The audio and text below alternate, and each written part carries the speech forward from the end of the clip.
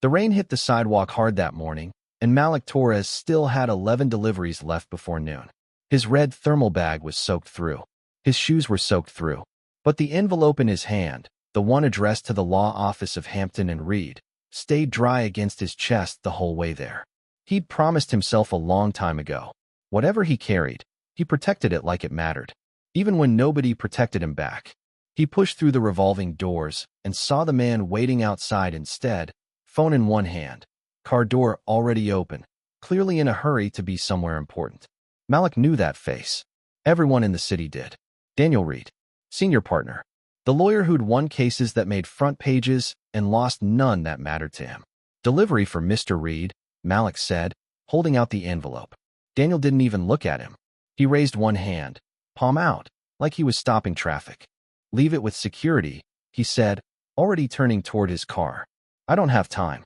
Malik stood there a second too long, rain dripping off his cap, watching a man dismiss him without a single glance. He'd been invisible before. This was nothing new.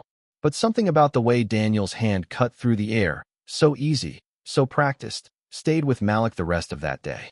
He left the envelope with the security desk, like he was told. He never thought about it again. Not until 3 years later. By then, Malik wasn't delivering food anymore. A shoulder injury had ended that. He was driving for a rideshare app instead, keeping the same hours, same rain, same city, just a different seat. One October night, he got a pickup request outside a hospital downtown. When he pulled up, a woman was standing under the awning, clutching a folder of papers, shaking, and not from the cold. She got in the back seat and gave an address with a trembling voice. "Are you okay, ma'am?" Malik asked, because he always asked. Because somebody once should have asked him. She broke down right there in his back seat.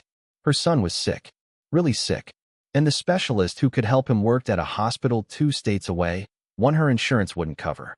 She had exactly one hope left. A lawsuit against the company responsible for the contamination that caused it. A case that had been sitting untouched for months because no firm would take it. Too small. Too complicated. Too many powerful names attached to the other side.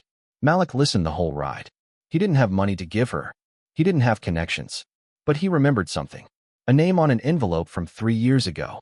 A firm that specialized in exactly these kinds of fights, even if their senior partner didn't have time for delivery drivers in the rain. If you believe small moments can still turn into something bigger, if you believe one person choosing to actually listen can change everything, that's worth a like, a subscribe, right now, before we go further, because what happens next is the reason this story exists. Malik pulled over, wrote the firm's name and address on a napkin, and handed it back to her. "Ask for Hampton and Reed," he said. "Tell them everything. Don't let anyone rush you out the door." She showed up 2 days later. Nobody rushed her out the door, because the person who greeted her that day wasn't Daniel. It was his daughter, Elena, fresh out of law school, working her first real case at her father's firm, hungry to prove herself on something that actually mattered. Elena read the file overnight. She barely slept.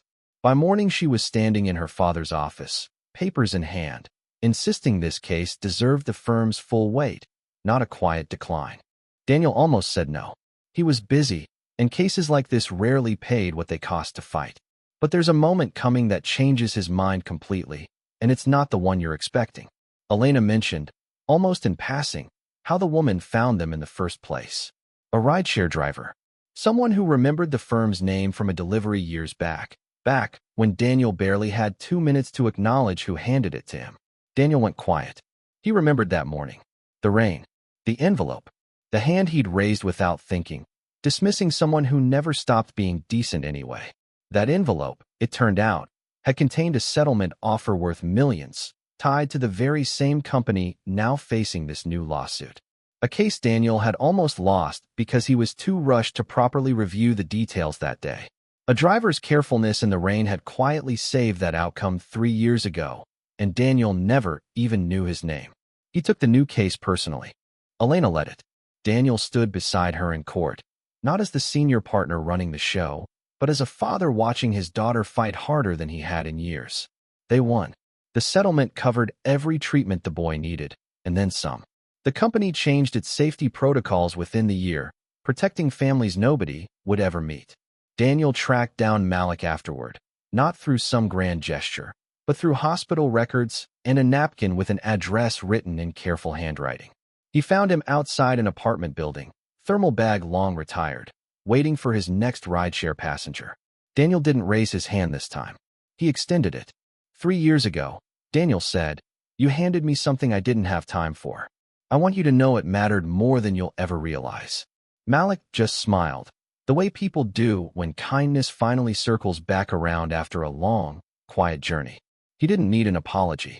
He'd never needed one. He just needed someone, somewhere, to finally see him.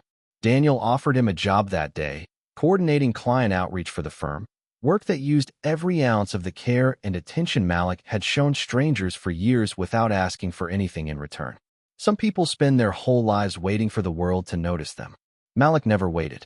He just kept showing up, rain or shine, envelope after envelope, until the world finally caught up to who he already was. If this story moved you even a little, remember that the smallest kindness you offer today might be the exact thing someone needs 3 years from now. Subscribe for more stories like this one, because somewhere out there, another envelope is waiting to change everything.